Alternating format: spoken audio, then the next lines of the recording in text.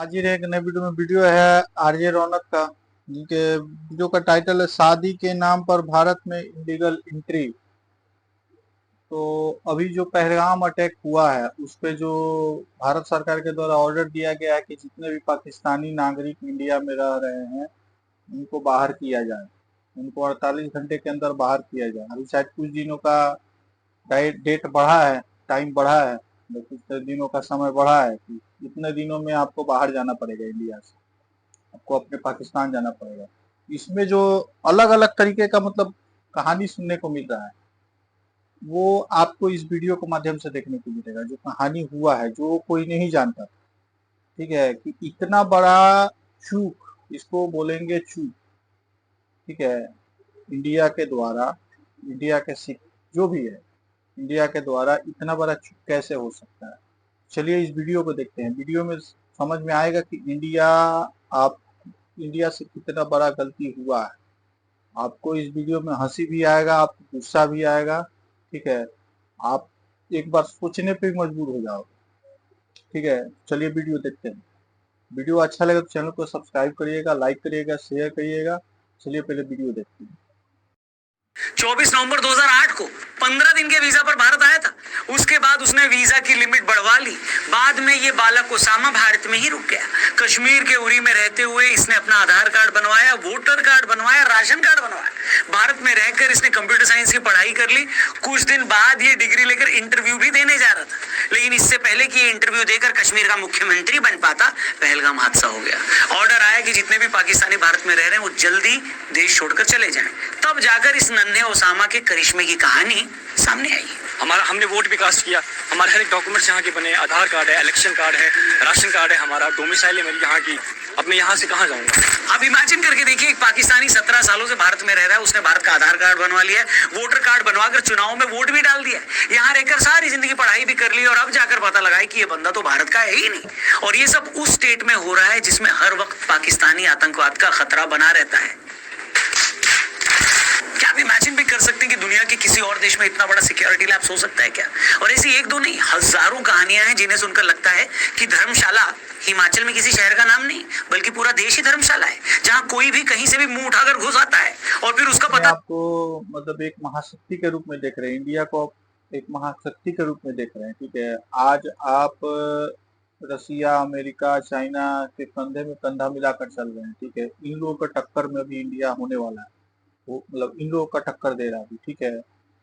तो आज जो भी इंडिया में जो भी पकड़ाया जा रहा है, ये सब कहानी हो रहा है कि कोई आया पढ़ाई करने पाकिस्तान से आ रहा है, कोई वीजा लेकर के, मतलब 18 साल से 19 साल से रह रहा है। अभी तो और आगे वीडियो में देखने को मिलेगा, अभी आप लोग देखते चलिए कांड, अभी आप लोग को दिखेगा तो इंडिया के अंदर क्या क्या कांड हो रहा है। नहीं कहा जाता है इंडियन है कुछ भी कर सकते हैं, तो इंडिया के अंदर देखिए अभी क्या क्या कांड होने वाला है। तो मतलब आप किसी को वीजा दे रहे हैं, ठीक है, उसका वीजा खत्म हो गया, उसका देखने वाला कोई नहीं है, कोई अथॉरिटी नहीं है, कोई सिस्टम नहीं है।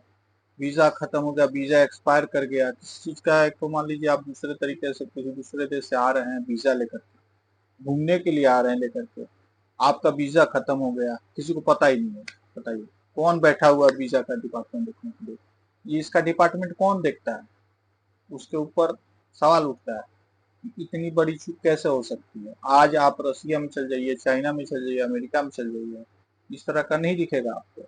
आप वीजा लेकर के जाइएगा, आप 10 दिन का वीजा लेके जा रहे हैं, 11वां दिन आपको वहां पे नहीं रहने देगा, लोग आपको बाहर कर देगा, ठीक है। आज यहाँ तो लाखों सालों साल से रह रहे हैं, लाखों लाखों लोग रह रहे हैं, पाकिस्तानी, बांग्लादेशी, अवैध तरीके से, उसको देखने वाला कोई नहीं है।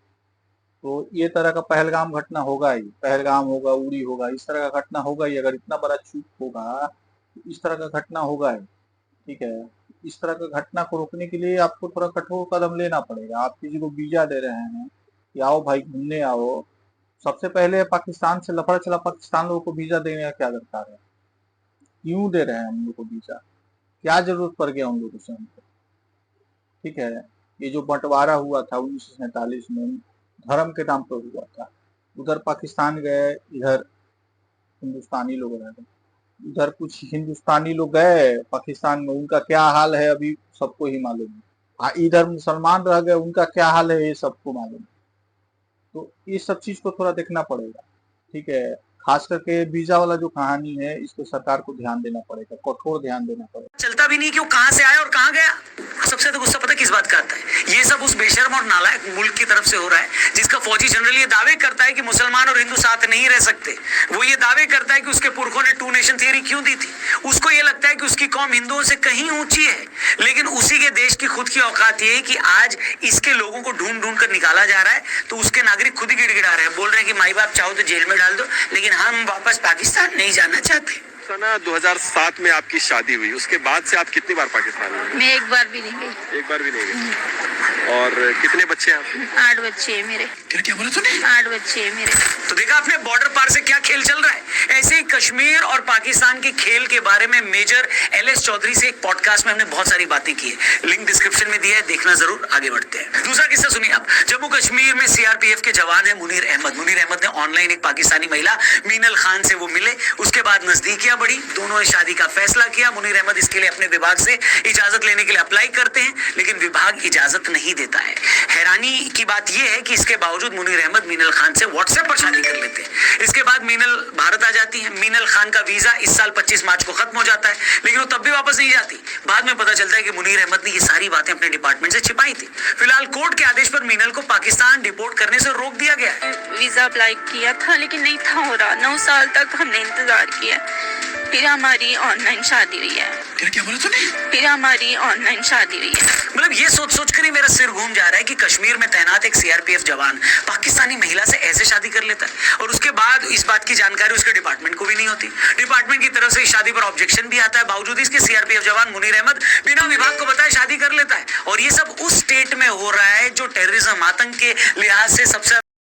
ये मैडम 8 बच्चे पैदा कर रही है, इनका कितना उम्र हुआ होगा? मुश्किल से 40 से 45 साल की होंगी ये मैडम। ये 8 बच्चे पैदा करके बैठे हुए हैं। ये लोग मतलब बना के क्या रखे हैं इंडिया के लोग।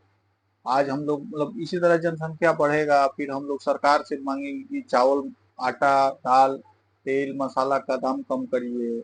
बेरोजगारी का है इतना बढ़ रहा है, तो बेरोजगारी को तो देख लीजिए काहे बढ़ रहा है इतना। 8 बच्चे पैदा कर रहे हैं एक आदमी, तो कहाँ से होगा? कहाँ से सरकार रोजगार देगी इतना? कहाँ से आएगा इतना? ये तो ये भी सरकार का ही गलती है कि हाँ, इन लोगों को ढुकने क्यों दिया जा रहा है? इन लोग का क्या जरूरत है इंडिया में? पाकिस्तानी लोगों को क्या जरूरत है इंडिया में? इन लोग को एकदम मतलब 48 घंटे नहीं, 48 मिनट के अंदर इन लोग को बाहर करने चाहिए। जिस तरह USA ने, अमेरिका ने किया था, बांग्लादेश, इंडियन को भी बाहर किया था। सभी देशों के माइग्रेंट जो भी इलीगल तरीके से ढूक के बैठे हुए तो उनको बाहर किया होता है। ये लोग सालों साल से रह रहे हैं, बच्चे पैदा कर रहे हैं यहाँ पे मतलब जिनका हक है उनका हक ले रहे हैं ये लोग, पाकिस्तानी लोग। तो ये भी तो सरकार का ही गलती है, तो इसमें भी तो सरकार को ध्यान देना चाहिए। ये बहुत सेंसिटिव मुद्दा है, इस चीज पे सरकार को एकदम तत्परता से ध्यान देना चाहिए, चाहे जो भी सरकार हो, अगर इंडिया का भलाई चाहते हो तो। ठीक है, ये तो पाकिस्तान से शादी करे, पाकिस्तान में शादी करे, शौहर पाकिस्तान में है, मर्द पाकिस्तान में है, बच्चे यहाँ पैदा हो रहे हैं, बच्चे यहाँ पढ़ रहे हैं, बच्चे यहाँ पे रह रहे हैं। यही मतलब धर्मशाला को भी ये लोग फेल करके रख दिए। फिर हम लोग सरकार से बोलते हैं कि हमको रोजगार दीजिए, हम लोग चावल, आटा, दाल का भाव कम करिए। कहाँ से कम होगा? कहाँ से सरकार कम करेगी? कहाँ से सरकार रोजगार लाएगी इतना? तो सरकार को भी इसमें थोड़ा ध्यान देना चाहिए कि इस तरह के लोगों को ढुकने नहीं देना चाहिए। वीजा जितना दिन का दे रहे उतना ही दिन लोग को रखिए, नहीं तो बाहर करिए। इसका थोड़ा जांच करना चाहिए इस चीज पे। ठीक है, चलिए आगे और वीडियो देखते हैं। आज से सबसे ज्यादा सेंसिटिव है। आपको याद होगा इसी कश्मीर के पुलवामा में एक आतंकी हमले में 14 फरवरी 2019 को CRPF के 40 जवान शहीद हो गए थे। मगर इसी कश्मीर में CRPF का एक जवान बिना किसी को बताए पाकिस्तानी महिला से शादी कर लेता है और किसी को कानो कान खबर भी नहीं हो रही है ये हो क्या रहा है। हैरानी की बात पता क्या है, ऐसे जितने भी मामले हैं जिनमें लोग जबरदस्ती इस तरह रुके हुए हैं, जब इन्हें वापस भेजा जा रहा है तो ये लोग ऐसे एटीट्यूड दिखा रहे हैं जैसे इनके साथ कितना बड़ा जुल्म हो रहा है, जैसे किसी दूसरे मुल्क में बिना वीजा के रुकना इनका हक हो। हद है मतलब बेशर्मी की। आप इन मैडम को सुनिए, 45 दिन के टूरिस्ट वीजा पर इंडिया आई थी, 6 महीने से ज्यादा टाइम तक रुक गई है और किसी अथॉरिटी को इसका पता भी नहीं लगा। और जब वापस भेजने की बारी आ रही है तो तेवर देखो। कहूँगी उनसे जाके पूछा जाए इसमें हमारा क्या कसूर है, हमें क्यों निकाला जा रहा है, हमें क्यों सजा दी जा रही है, हमारे साथ जो हो रहा है इसका जिम्मेदार कौन है। इसी तरह कराची की रहने वाली एक चची तो 41 साल से भारत में रह रही थी, ताजा पड़ताल में चाची भी धर ली गई है। अब रोग आकर ये बता रही है कि हमला तो पहलगाम में हुआ है, हमें वापस काहे भेज रहे हो, चाहो तो उन लोगों की टांगे तोड़ दो। मतलब एक पाकिस्तानी महिला 41 साल से भारत में रह रही थी और किसी ने खोज खबर ही नहीं ली। सवाल ये है कि ये लोग कैसे देश में आसानी से छिपा दिए जाते हैं या छिप जाते हैं, कोई इनके बारे में बताता क्यों नहीं? कौन है जो इनको इतना प्रोटेक्ट कर रहा है? एक और केस सुनो, इससे आपको अंदाजा हो जाएगा कि हम लोगों ने इस देश को क्या बना रखा है। अमर उजाला की रिपोर्ट देखिए, ये रिपोर्ट बता रही है कि 11 नवंबर 2007 को भारत और पाकिस्तान का वनडे मैच देखने के लिए 32 पाकिस्तानियों ने वीजा अप्लाई किया था और इन 32 लोगों में से 28 का आज तक कोई पता ही नहीं चला। ये 28 लोग गायब हैं।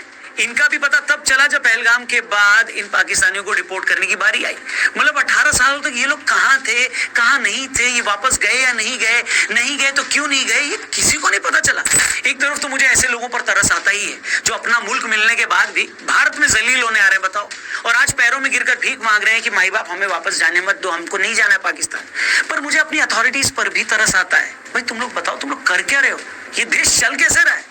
दुनिया भर में एक स्टैंडर्ड प्रैक्टिस है, अगर किसी आदमी का वीजा खत्म हो जाता है ना किसी भी देश में, तो अथॉरिटीज चेक करती है कि वापस गया या नहीं गया। नहीं जाने पर बहुत हैवी फाइन होता है, जेल तक हो जाती है, लोग डिपोर्ट कर दिए जाते हैं। और हमारे यहाँ किसी को होश ही नहीं है। फिर हम हैरान होते हैं कि फला अटैक क्यों हो गया, कैसे हो गया।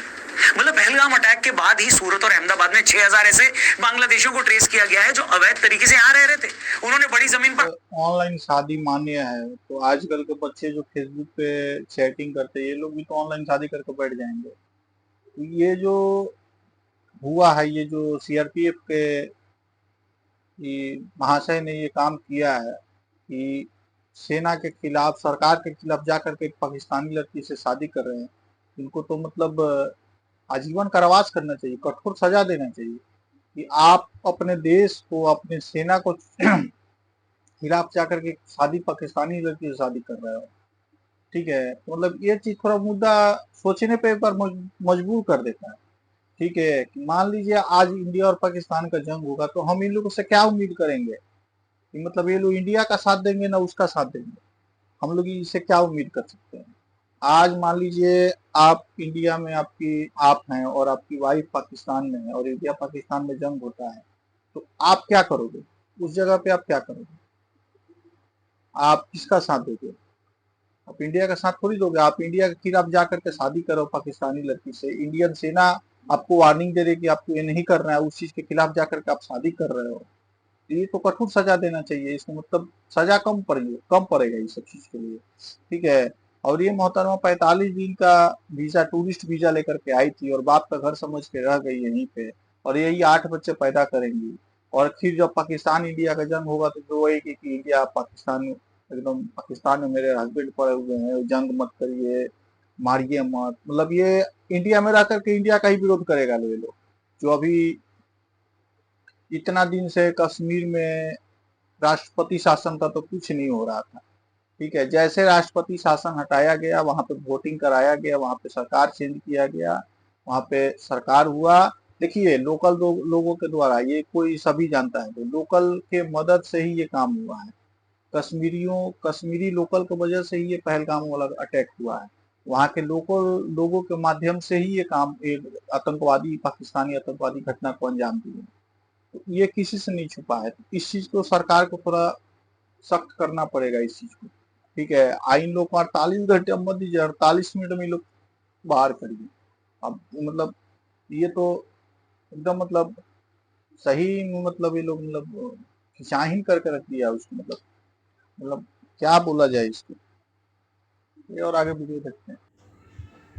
सालों से हम ये सुन रहे हैं कि 2 करोड़ से ऊपर बांग्लादेशी इलीगल तरीके से भारत में रह रहे हैं, लेकिन इतने सालों में उनमें से कितनों को डिपोर्ट किया गया, कितनों को भेजा गया, कितनों का डेटा इकट्ठा किया गया, ये भी नहीं पता। हम सीए एनआरसी की इतनी बातें कर रहे हैं, लेकिन जो लोग इतनी आसानी से ट्रेस किए जा सकते थे, जिन पर इतनी आसानी से एक्शन हो सकता था, वो क्यों खुले घूम रहे थे, ये समझ ही नहीं आ रहा। ये सारी बातें तो डराने वाली है, लेकिन एक और कहानी है जो सबसे ज्यादा डरावनी है। सुप्रीम कोर्ट के senior advocate Ashwini Upadhyay ji claim कर रहे हैं कि इस वक्त देश में ऐसी 5 लाख महिलाएं हैं जिन्होंने किसी पाकिस्तानी से शादी कर ली है, लेकिन वो भारत में रह रही है। उनका ये कहना है कि ऐसी महिलाओं को औसतन एवरेज 5 बच्चे हैं, मतलब 25 लाख ऐसे बच्चे हैं जिनके पिता पाकिस्तानी हैं, और इनमें से बहुत सारे बच्चों के साथ वो भारत में भी रह रहे हैं। ये अपने आप में कितना खतरनाक है, सोच कर देखिए। जो महिलाएं भारत में हैं जिन्होंने पाकिस्तानियों से निकाह किया है, उसमें किसी के 8 बच्चे, किसी के 9 बच्चे, किसी के 6 बच्चे, 5 से कम तो मिल ही नहीं रहे। 10-12 बच्चे वाले भी परिवार मिल रहे हैं।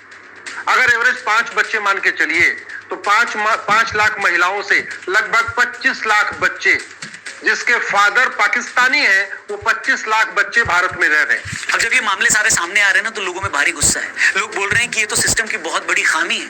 इस तरह की शादी के बाद जो भी पाकिस्तानी लड़कियां या उनके शौहर भारत आ रहे हैं या रुक गए हैं, या जिनके शौहर भारत आते रहते हैं, उनमें अगर 1% भी किसी खराब नीयत से भेजे गए हैं तो नेशनल सिक्योरिटी के लिए कितना बड़ा खतरा है। क्योंकि दुनिया भर में जहां भी खुफिया एजेंसीज अपने एजेंट अपने दुश्मन देशों में भेजती हैं, वहां जाकर वो एजेंट तो लोकल लोगों से शादी तक कर लेते हैं, उन देशों में जाकर वो नौकरियां करते हैं, उनके बच्चे भी हो जाते हैं। हमारे केस में फर्क ये है कि भारत आकर किसी पाकिस्तानी एजेंट को शादी करनी हो तो उसके लिए तो उसे कोई एफर्ट भी नहीं करना है।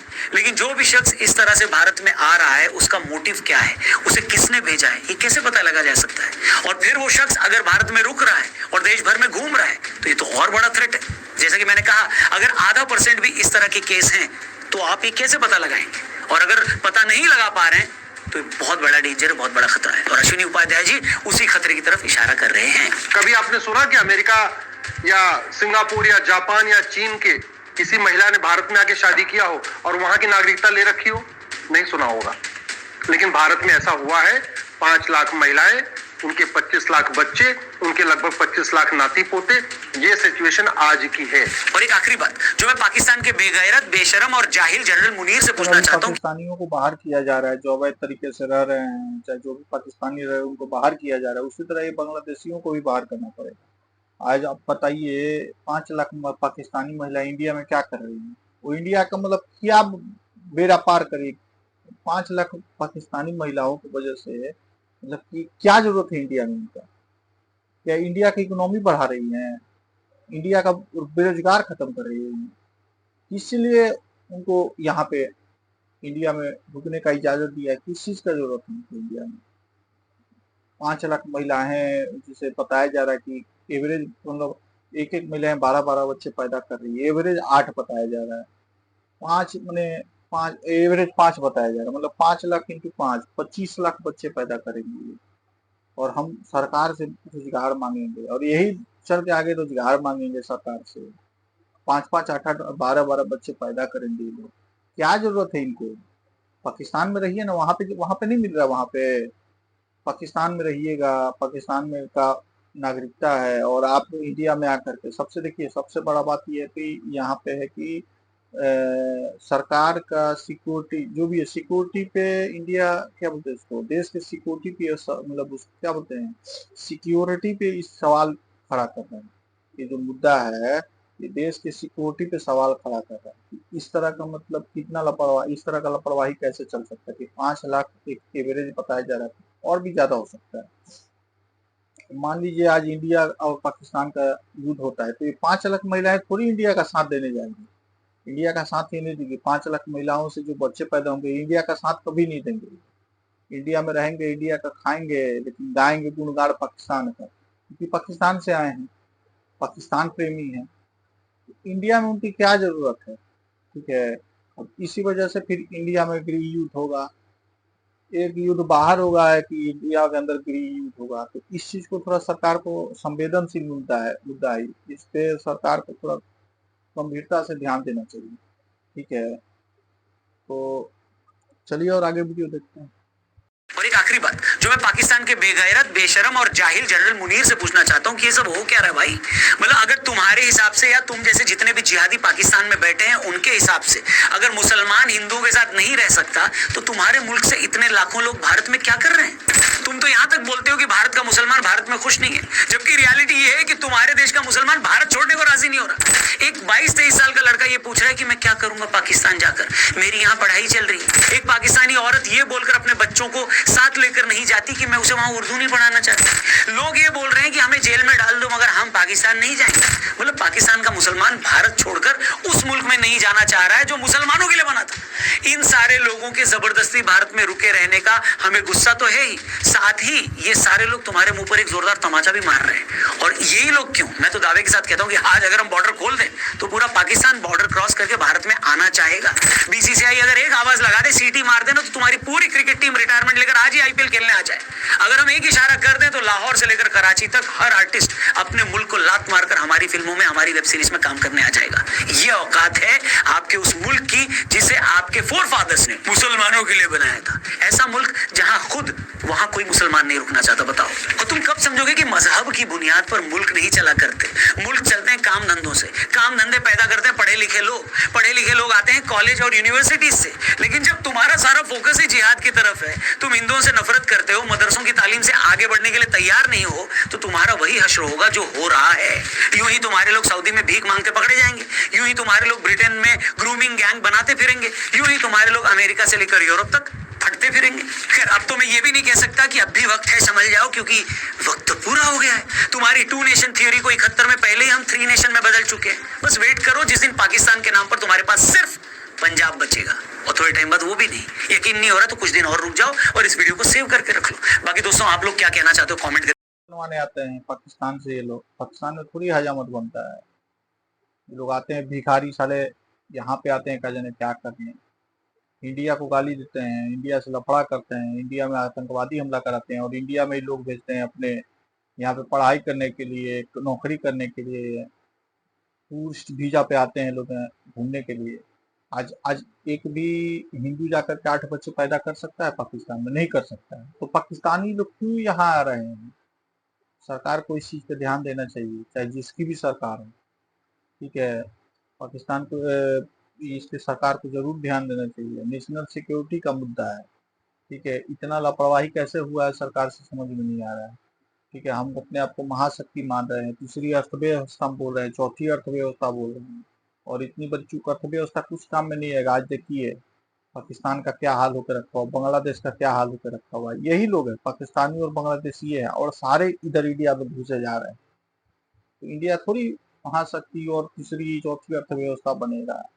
इसलिए सरकार को इनको कठोर नियम बनाने पड़ेंगे, सरकार को ध्यान देना पड़ेगा, नहीं तो इसी तरह का पहलगाम में अटैक होते रहे। अवैध तरीके से सब चीज खुला छूट दे देने से ये लोग किसी के सगे नहीं होते हैं। अवैध तरीके से खुला छूट दीजिएगा, आएंगे, अटैक करेंगे, जाएंगे, लोगों को बेगुनाह लोगों को मारेंगे। इस चीज पे सरकार को थोड़ा ध्यान देना चाहिए। इस मुद्दे पे सरकार को थोड़ा ध्यान देना चाहिए। तो चलिए, वीडियो को इतना ही रखते हैं।